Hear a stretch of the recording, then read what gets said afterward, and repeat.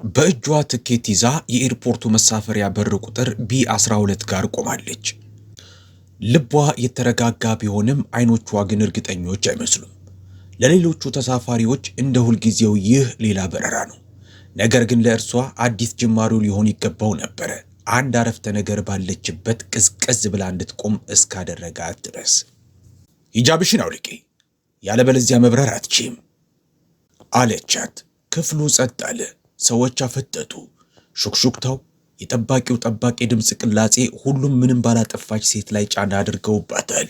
ካሜራዎች መቅረጽ ጀመሩ። ሰዎች እየዞሩ መመልከት ጀመሩ። በዚህ ቅጽበት ነገሩ ስለ እርሷ ብቻ ሳይሆን ሌሎች እንዲመቻቸው ሲባል ማንነታቸውን እንዲደብቁ ስለሚገደዱ እያንዳንዷ ሴት መሆኑ ገባት። ቀጥላ ያደረገችውን ነገር ማንም ሰው አልጠበቀውም። ሙሉ የአየር መንገዱን አሰራር ሊቀይር የሚችል ተግባርንና ዓለም ችላ ሊለው የማይችለውን ንግግር የሚቆሰቁስ ገድል ትፈጽማለች ብሎ የጠበቀ ሰው አልነበረም። ይህ ስለማግለልና መድሎ ስለማድረግ ብቻ የሚያወራ ታሪክ አይደለም።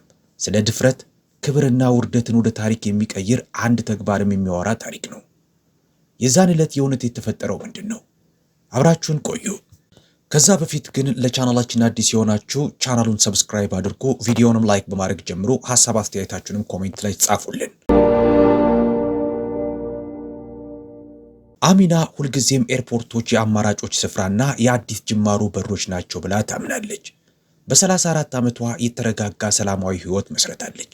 ስኬታማ የሲቪል መብት ተሟጋች ጠበቃ፣ ለእናቷ ሁልጊዜ ጠዋት እየደወለች ደህንነቷን የምታረጋግጥ መልካም ልጅ፣ እምነቷን እንደ ሁለተኛ ቆዳዋ ተሸክመው የምትሄድ ብርቱ ሴት ናት። ሂጃቧ የእምቢተኝነቷ ምልክት አይደለም፣ የማንነቷ አካል፣ ለስላሳ ጨርቅ፣ ጠንካራ እምነቷ እንጂ። የዛን ዕለት ንጋቷን የጀመረችው እንደ ማንኛውም ሌሎች ጠዋቶች ነው። መንገድ ከመጀመሯ በፊት ዶክመንቶቿን 2 ጊዜ ቼክ አደረገች። የመስገጃ ምንጣፏንም በሻንጣዋ ውስጥ ከልብሶቿ ጋር ሸከፈች። ከዛም ወደ ቺካጎ ለምታደርገው በረራዋ ጉዞዋን ጀመረች። ለወራት ያቀደችው ጉዞዋን ለማድረግ ተነሳች። ተርሚናሉ በመንገደኞች ተጥለቅልቋል። በሳቆች፣ በቡና ብርጭቆች ግጭት በሚፈጥሩት ጩኸትና የወላጆቻቸውን እጅጌ በሚጎትቱ ሕፃናቶች ጩኸት ተሞልቷል። ሁሉም ነገር ሲታይ ኖርማል ይመስላል። ከዚህ እርጋታ ስር ግን በአየሩ ውስጥ የተንጣለለ ነገር ነበረ። በዛ በር የሚያልፉት ሰዎች ሁሉ በእኩል እንደማይስተናገዱ የሚያሳይ ስሜት ድባቡን ሞልቶታል። አሚራ ድባቡን እንዳየችው ልብ አለች። የአይናቸው ለረጅም ጊዜ በአንዳንዶቹ ላይ ተተክሎ መቅረቱ፣ ዩኒፎርም የለበሱት ሰዎች የሚያዩበት መንገድ፣ ሁሉንም አስተውላለች። ግን ችላ ብላው አለፈች። የዓመታት ልምዷ ራሷን ቀና አድርጋ መጓዝ እንዳለባት አስተምሯታል። ነገር ግን ወደ ደህንነት መፈተሻው ጋር ስትቃረብ ውጥረቱ እያየለ መጣ። ሰልፉ በዝግታ ነው የሚያልፈው። የደህንነት ኃላፊዎቹ አንሾካሾኩ። ከእነርሱ መሃል አንዷ ወደ እርሷ አቅጣጫ ጣቷን በሚስጥር ጠቆመች። ምንም ማለት አይደለም ብላ ልታልፈው ፈል ተራ ውጥረትና ተራ በጉዞ ወቅት የሚያጋጥም ጭንቀት ነው በማለት ነገሩን ቀለል አድርጋ ልታየው ሞከረች። ከስካነሩ ተሻግሮ የሚጠብቀው ነገር ከተለመደው የዕለት ተዕለት ሥራ ውጭ እንደሆነ ግን አላጣቸውም። ይህም ፈጽሞ አስባው በማታውቀው መንገድ ትዕግስቷን፣ እምነቷንና ጥንካሬዋን የሚፈትን ነገር ጅማሮ ነበረ። የእርሷ ተሳፋሪዎች ቡድን ወደ መሳፈሪያ በሩ በተጠሩ ጊዜ የአሚራ የተረጋጋው ጠዋት ዓለም ማውራት ሊያቆመው ያልቻለው ርዕስ ሆነ። ፍተሻው በፍጥነት መከናወን ጀመረ። አሚራ ቦርሳዋን በማመላለሻው በኮንቬየሩ ላይ አስቀመጠች። ጫማዋን አወለቀች። ከፊት ለቆመው ፈታሽ በትህትና ፈገግታ አሳየችው። በደንብ አርጋ የምታውቀው የተለመደ ተግባር ነው። ይህንን ከኒውዮርክ ወደ ቺካጎ የሚደረግ በረራ በርካታ ጊዜ አድርጋለች። ስካነሩ በስሱ ሲጮ የፈታሹ የፊት ገጽታ ቅጭም አለ። የሆነ ነገሩ ተቀየረ። ሌላኛዋን ፈታሽ ጠራት። ረጅም ጎርናና ድምፅና ቅዝቅዝ ያሉ አይኖች ያሏት ጃኔት ሚልስ የምትባል ፈታሽ ናት። እርስ በእርስ አንሾካሾኩና ተያዩ። ከዛም ጃኔት እባክሽን ወደ ጎን ሆኚ አለቻት። መንገደኞቿ ፈጠጡ። የአሚራ የልብ ትርታ ፈጠነ፣ ግን ተስማማች። ከዚህ በፊትም የዚህ አይነት ነገር ገጥሟት ያውቃል።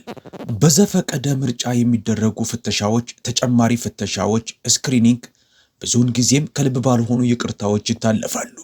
ነገር ግን በዚህ ጊዜ ያለው የድምፅ ቅላጼ የተለየ ነበር የሆነባት። ጥያቄያቸው ቁጣንና ፍጥነትን የቀላቀለ ነበረ። ለእይታ ማረጋገጫ ሂጃብሽን እንድታወልቅ ይፈልጋለሁ አለቻት። በቅርብ ያሉት መንገደኞች እንዲሰሟት ድምጿን ጎላ አድርጋ። ይቅርታ ምን አልሽኝ? አለች አሚራ። ድምጿ ተረጋግቷል። አነጋገሯም ሙያዊ ስርዓቱን ባከበረ መንገድ ነው። የካምፓኒው ፖሊሲ ነው። የደህንነት ስጋት። ሂጃብሽን አውልቂ፣ ያለበለዚያ መሳፈር አትችይም። በመግቢያ በሩ ላይ የተሰለፉት 200 መንገደኞች ለመመልከት ፊታቸውን አዞሩ። አንዳንዶቹ ስልካቸውን አወጡ። ትዕይንቱ ከበርካታ አንግሎች እየተቀዳ ነበረ። አሚራ ሂጃቧን አስተካከለች። በግልጽ ቋንቋም ተናገረች። የኔም ቤት በዚህ መስመር ዘወትር እበራለሁ። ለእይታ ማረጋገጫ ተብሎ ሃይማኖታዊ ልብሶች እንዲወልቁ የሚያስገድድ ምንም አይነት የፌዴራል መስፈርት የለም። መታወቂያዬን ማሳየት እችላለሁ። ነገር ግን ሂጃቤን ማስወለቅ ሃይማኖታዊ መብቶቼን መጋፋት ነው። ፈታሽዋ ሚልስ ቀረበቻት። ድምጿም የበለጠ ጎላ ብሏል። ይኸውልሽ እመቤት፣ ደንቦቹን የማወጣቸውን አይደለሁም። አሁኑኑ ሂጃብሽን አውልቂ፣ ካልሆነ ሌላ በረራ ፈልጊ። ከአሚራ ኋላ የቆመው ቢዝነስማን ነገሩን መቅዳት ጀመረ። ስልኩ ሁሉንም ነገር እየቀረጸ እያስቀረ ነበረ። በእርግጥ አለች አሚራ ቢዝነስ ካርዷን እያወጣች፣ ስለኔ ማወቅ ያለብሽ ነገር ያለ ይመስለኛል አለችና ካርዷን ሰጠቻት። ሐሰንና ተባባሪዎቿ የሲቪል መብቶች ጠበቃ ይላል። ሚልስ እምብዛም አልተመለከተችውም። ለምን ጳጳሱ አትሆኝም? አይመለከተኝም። ሂጃብሽን አውልቂ። ነገር ግን የኤርፖርቱ ሰራተኛ ያላወቀችው ነገር አሚራ ከዚህ በፊት ትልልቅ ኤርፖርቶችን ከሳ እንደምታውቅና 3 ጊዜም እንዳሸነፈች አታውቅም። እመቤት አለች አሚራ፣ የጠበቃነት መንፈሷ እየተቆጣጠራት። እየጠየቅሽኝ ያለሽው ነገር በፌዴራል የሲቪል መብቶች ሕግ ስር ያለውን አንቀጽ 7ን የሚጥስ ተግባር ነው። በህዝብ መገልገያ ቦታዎች ላይ የሚደረግ ሃይማኖታዊ መድሎ ህገወጥ ነው የሚለውን። የሚልስ በራስ መተማመን ተወላወለ። ለሱፐርቫይዘር መደወል አለብኝ አለች። እባክሽን ደውይለት። ስትደውይለት ግን ስለ ሂጃብ ማስወገድ በጽሑፍ ያለውን የካምፓኒውን ፖሊሲ እንዲያሳዩሽም ጠየቂው። ምክንያቱም በፌዴራል የአቪዬሽን የበረራ ደንብ ውስጥ የዚህ አይነት ፖሊሲ የለምና። የሚሰበሰበው መንገደኛ ቁጥር እየጨመረ መጣ። ሁሉም ቦታ ስልኮች መታየት ጀመሩ። ከመሃላቸው አንዱ ትዕይንቱን በፌስቡክ በቀጥታ ማስተላለፍ ጀመረ። ገጠመኙ ከ8 የተለያዩ አንገሎች እየተቀዳ ነበረ። ሚልስ ሱፐርቫይዘሩን በሬዲዮ አናገረችው። ኮዲየሎ፣ በበር ቁጥር B12 ፈጣን እገዛ ፈልጋለሁ፣ እባካችሁን ቶሎ ድረሱልኝ። ሱፐርቫይዘር ዴቪድ ቼን በደቂቃ ውስጥ ደረሰ። በእጁ የያዘው ክሊፕቦርድ መዝገብና ሬዲዮ በጣም እንደሚያስደስተው የሚያስታውቀውን ስልጣን ይበልጥ አላብሶታል። ምንድነው እዚህ የተፈጠረው ችግር ሲል ቻን አሚራን ለመመልከት ሳይቸገር ጠየቀ። ይቺ መንገደኛ ከደህንነት ስርዓተ ደንቡ ጋር ለመስማማት አሻፈረኝ እያለች ነው በማለት ሚልስ ሪፖርት አደረገች። ድምጿ ድጋፍ በማግኘቷ በራስ መተማመኗን የጨመረው ይመስላል።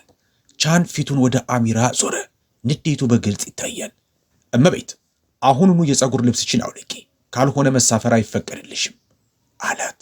የጽሑፍ ፖሊሲውን አሳየኝ ስትል አሚራ ተረጋግታ መለሰችለት። የካምፓኒው ፖሊሲ በግልጽ እንደሚገልጸው ሲላት፣ በጽሑፍ የቀረበውን ፖሊሲ አሳየኝ ስትል አሚራ ደግማ መለሰችለት። ቻን ተንተባተበ። በጽሑፍ የተቀመጠ ፖሊሲ የለም፣ ምክንያቱም የምትጠይቁት ነገር ህገወጥ ስለሆነ አለች። እየቀዳ የነበረው ቢዝነስማን ድምፁን ጎላ አድርጎ ተናገረ። ይቅርታ፣ ይህ ነገር ስህተት ይመስላል።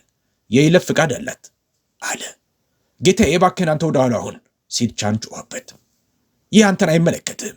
ግን አሁን ሁሉንም ሰው የሚመለከት ጉዳይ ሆኗል። በአየር መንገድ ውስጥ የሚካሄደው መድሎ አሁን በትዊተር ላይ በቀጥታ መታየት ጀምሯል።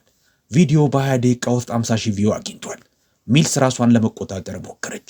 እመቤት፣ ሙሉ በረራውን እያስተጓጎልሽ ነው። አይ ስትል አሚራ አረመቻት። ሙሉ በረራውን ያስቆምሽው አንቺ ነሽ። የፌዴራል ሲቪል መብት ህጎችን የሚጥስ ህገወጥ ጥያቄዎችን በመጠየቅ በረራውን ያስተጓጎልሽው አንቺ ነሽ። ሱፐርቫይዘሩ በሄደ ጊዜ ቪዲዮ 500,000 ቪው ደርሶ ነበር።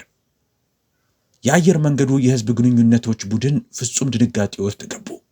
5 ሰዓት ከ47 ደቂቃ ላይ የዋና ስራ አስፈጻሚው የማይክል ሮድሪገስ ስልክ ጠራ።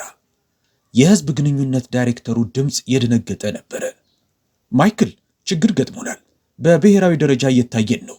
ነገሩም መጥፎ ነው። ጥሩ አይደለም፣ በጣም መጥፎ ነው። ሮድሪገስ ላፕቶፑን ከፍቶ ትዊተሩን ተመለከተ። በብሔራዊ ደረጃ 2ኛ ላይ ተቀምጧል። ቪዲዮ 2.3 ሚሊዮን ቪው አግኝቷል። ወደ ላይም እየወጣ ነው። የፈጣሪ ያለ ምን ተፈጥሮ ነው አለ። ሰራተኛችን አንዷን ሙስሊም ሴትን ሂጃቧን እንድታወልቅ እየጠየቀች ነው። በመሳፈሪያ በሩ ጋር በ200 መንገደኞች ፊት። ነገሩን በቪዲዮ እየተቀዳ ነው። ሮድሪገዝ ቪዲዮውን አየው። ሆዱን በቡጢ የተመታ ያህልም አመመው። ይህ ህጋዊ ቅዠት ከህዝብ ግንኙነት ውድቀት ጋር አንድ ላይ ተጣምሮ የሚመጣ ጣጣ ነው። የሴትየዋን መረጃ ስጡኝ፣ አሁኑኑ በቀጥታ ደውዬ አገኛታለሁ። ጌታዬ፣ ሴትየዋ የሲቪል መብት ጠበቃ ናት። ድርጅቷን በመድሎ ጉዳዮች ላይ የተካነ ነው። የሮድሪገዝ ደም ቀዘቀዘ። ይህ መጥፎ የእውቅና ችግር ብቻ አይደለም፣ በክስ ደረጃ ከፍተኛ ኪሳራ ይዞብን የሚመጣም ጣጣ ነው። ለአሚራ 3 ጊዜ ሊደውልላት ሞከረ፣ አልመለሰችለትም። በሳል የጠበቃ ዘዴ ነበር። 7 ሰዓት ከሩብ ላይ ሮድሪገዝ ስራውን የሚወስን ውሳኔ ወሰነ። በግሉ ወደ አየር ማረፊያው እየነዳ ሄደ። አሚራ አሁንም መግቢያ በሩ ጋር ተቀምጣ በላፕቶፓ ላይ እየሰራች ነው። ወደ ኒውዮርክ ይዟት የሚሄደው የመጨረሻው በረራ አምልጧታል።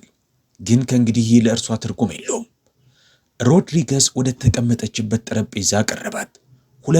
ሁለት የደህንነት ጠባቂዎችን አስከትሎና ለማወቅ የጓጉ ጥቂት መንገደኞችም ማንነቱን ከሚሰጣቸው የዜና ቃለ መጠየቆች ያወቁት ተከትለውት ሄዱ። ወይዘሪት ሐሰን፣ ስሜ ማይክል ሮድሪገዝ ይባላል። የአየር መንገዱ ሥራ አስፈጻሚ ነኝ። እዚህ የመጣሁት ዛሬ ማታ ለተፈጠረው ተቀባይነት የሌለው መስተንግዶ ይቅርታ ለመጠየቅ ነው። አሚራ ከላፕቶፖ ላይ ቀና ብላ ተመለከተችው። ሚስተር ሮድሪገዝ፣ መምጣት ጥሩ ሆነ አለችው። ወይዘሪት ሐሰን፣ በካምፓኒያችን በኩል ከልብ የመነጨ ይቅርታ ጠይቅሻለሁ። ይህ ባህሪ እሴታችንን አይወክልም አላት። የተሰበሰበው ሰው በሲቃ ተነፈሰ። የሆነ ሰው በድጋሚ ትዕይንቱን መቅረጽ ጀመረ። አሚራ ላፕቶፑን በእርጋታ ዘጋችው። ይቅርታን ተቀብያለሁ ሚስተር ሮድሪገዝ፣ ጠበቃ የነገ ጠዋት ያገኛል አለችው። የሮድሪገዝ ፊት ቀረጣ። የአንቺ ጠበቃ? እኔ እኮ አንቺ ራስሽ ጠበቃ መስለሽኛል። አሁን ጠበቃ ነኝ ሚስተር ሮድሪገዝ፣ ነገር ግን በፌዴራል የሲቪል መብቶች ጉዳይ ላይ ለሙያው ካለኝ ስነ ምግባር በተነሳ ራሴን አልወክልም። ስራ አስፈጻሚው ይቅርታ መጠየቁ ችግሩን የሚያስተካክለው መስሎት ነበር። ነገር ግን አሚራ የ10 ሚሊዮን ዶላር የካሳ ክፍያ ክስ ከወዲሁ ከ2 ሰዓታት በፊት እንደከሰሰችው የሚያውቀው ነገር የለም። 9 ሰዓት ተኩል ላይ ሮድሪገዝ እርሷን ለማግኘት እየሞከረ ባለበት ሰዓት በኢሊኖይ ሰሜናዊ አውራጃ በፌዴራል ደረጃ ክስ መስርታበታለች።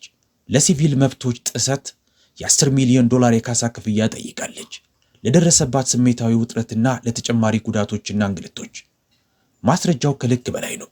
47 ተሳፋሪዎች ገጠመኙን ከተለያዩ አንግሎች እየቀዱ ነበር። የመሳፈሪያ በሩ ላይ የተገጠመው የደህንነት ካሜራዎችም ሁሉንም ነገር ቀርጸው ይዘውታል። የሚልስና የቻን መድሏዊና አግላይ ጥያቄዎች በከፍተኛ ደረጃ ተመዝግበው ነበር። ነገር ግን የአሚራ የህግ ቡድኖች የባሰ ነገር አጋልጠዋል። ግኝታቸው ባለፉት 2 ዓመታት ውስጥ 12 ተመሳሳይ ገጠመኞች በአየር መንገድ ውስጥ ተፈጽሟል። ሙስሊም ሴቶች፣ የሲክ ሃይማኖት ተከታይ ወንዶች፣ ኦርቶዶክሶችና አይሁዳዊ መንገደኞች ሁሉም ህገወጥ የሆነ ሃይማኖታዊ መድሎ በአየር መንገዱ ሰራተኞች ደርሶባቸዋል። ከዚህ በፊት የደረሱት ገጠመኞች አንዳቸውም ለፌዴራል ባለስልጣኖች ሪፖርት አልተደረጉም። ኩባንያው እያንዳንዱን ኬዝ ለህዝብ ይፋ ላታደርጉ በሚል በድብቅ በስምምነት ቋጭቶታል። ይህም ሂደቱ ያለማቋረጥ እንዲቀጥል ፈቅዷል። ታሪኩን መጀመሪያ የያዘው ሲኤንኤን ነበረ። ጠበቃዋ በሂጃቧ አማካኝነት የደረሰባት መድሎ ቫይራል ከሆነ በኋላ ታዋቂውን የአየር መንገድ የ10 ሚሊዮን ዶላር የጉዳት ካሳ ክፍያ እንዲሰጣት ከሰሰች ይላል።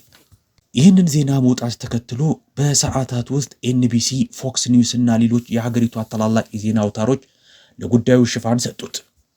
የአየር መንገዱ የአክሲዮን ዋጋ ዜናው በተሰራጨ 1 ሰዓት ውስጥ በ8% ቀነሰ።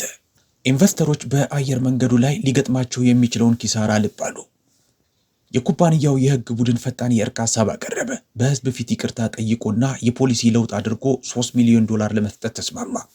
የአሚራ ምላሽ ግን ፈጣንና በህዝብ ፊት የተደረገ ነበረ። ከፌዴራል ፍርድ ቤቱ ፊት ጋዜጣዊ መግለጫ ሰጠች። እንዲህ የሚል ይህ ጉዳይ ስለ ገንዘብ አይደለም በማለት ለጋዜጠኞች ተናገረች። ይህ ጉዳይ ስለ ፍትህ ነው። 3 ሚሊዮን ዶላር የሚደርሰውን ስልታዊ መድሎ አያስወግድም። በሲቪል መብት ጥሰት ላይ የዋጋ ተመን ብቻ ነው የሚያስቀምጠው። ደጋፊዎቿ እሷን በመደገፍ ጮሁ። የሙስሊም ተወካይ ቡድኖች፣ የሲቪል መብት አደረጃጀቶችና የሃይማኖት ነጻነት ወኪሎች ከእርሷ ኬስ ኋላ ተሰለፉ። የምጠይቀው 3 ነገሮችን ነው ስትል አሚራ ቀጠለች። በትራንስፖርት ሚኒስቴር ክፍል ነፃ ምርመራ እንዲደረግ፣ ገለልተኛ አካሎች የሚከታተሉት ፍጹም የሆነ የፖሊሲ ለውጥ እንዲደረግ በድርጅቱ ውስጥ ያሉ ከፍተኛ አመራሮች ድረስ ተጠያቂነት እንዲኖር የሚሉ ናቸው። ሮድሪገዝ ጋዜጣዊ መግለጫውን ከቢሮ ሆኖ እየተከታተለ ነው። በጠበቆቹና በኪሳራ አስተዳደር አማካሪዎቹ ተገቡ። እስከ ዛሬ በመድሎ ጉዳይ ለሚነሳባቸው ንትርክ ካቀረቡት የበለጠ ገንዘብ አቀረቡላት። እርሷም አልቀበልም አለች በአደባባይ። ስራዬን ማሳጣት ነው የምትፈልገው አለ በዝግታ። ነገሩ እንኳን ከእርሱ በላይ ነው ሲል መለሰለት ዋና አማካሪው። ሙሉ ኢንዱስትሪውን መቀየር ነው የምትፈልገው። 3 ሚሊዮን ዶላር አልፈልግም ያለችው የምትፈልገው ነገር ትልቅ ስለሆነ ነው። የፌዴራል ምርመራ፣ ፍጹም የሆነ የፖሊሲ ለውጥና የዋና ስራ አስፈጻሚውን የሥራ መልቀቂያ ነው የምትሻው አለው። የመሳፈሪያ በሩ ገጠመኝ ከተከሰተ ከ48 ሰዓታት በኋላ ሮድሪገዝ ለአየር መንገዱ የዳይሬክተሮች ቦርድ የሥራ መልቀቂያ ደብዳቤውን አቀረበ። ሚልስና ቼን ወዲያውኑ ከስራቸው ተባረሩ። አድሏዊ ተግባራቸው በቫይራል ቪዲዮ የተደገፈ ማስረጃ መኖሩ በአቪዬሽን ኢንዱስትሪ ውስጥ በየትኛውም የአየር መንገድ እንዳይቀጠሩ አደረጋቸው። ካምፓኒው በሰፊው ለህዝቡ ይቅርታ አቀረበ። በጋዜጣዊ መግለጫ መልክ ሳይሆን በአዲሱ ስራ አስፈጻሚው አማካኝነት በቀጥታ በሚተላለፍ የቴሌቪዥን ስርጭት ላይ ቀርቦ አስጠቅተናቸዋል። አሚራ ሐሰን በክብር እስተናገዳለሁ ብሎ የሚያስበውን እያንዳንዱን ተሳፋሪ አሳፍረናል። ይህ ተግባር ሁለተኛ እንዳይፈጠር ለማረጋገጥ ፈጣን የሆኑ ለውጦችን መተግበር ጀምረናል። አዲሱ ፖሊሲ በአየር መንገዱ ኢንዱስትሪ ውስጥ ያልተጠበቀ ነበረ። አስገዳጅ የሃይማኖታዊ መስተንግዶ ስልጠና ለሁሉም ሰራተኞች መስጠት ተጀመረ። ለየትኛውም አይነት አድሏዊ ተግባር ያለምንም ትዕግስት በፍጥነት ከስራ ያስባረራል። ገለልተኛ የሲቪል መብት ተሟጋች ድርጅቶች ቁጥጥር የማድረግ ስልጣን እንዲያገኙ የትራንስፖርት ሚኒስቴር መስሪያ ቤት በ72 ሰዓታት ጊዜ ውስጥ ምርመራ በአየር መንገዱ ላይ ማድረግ ጀመረ።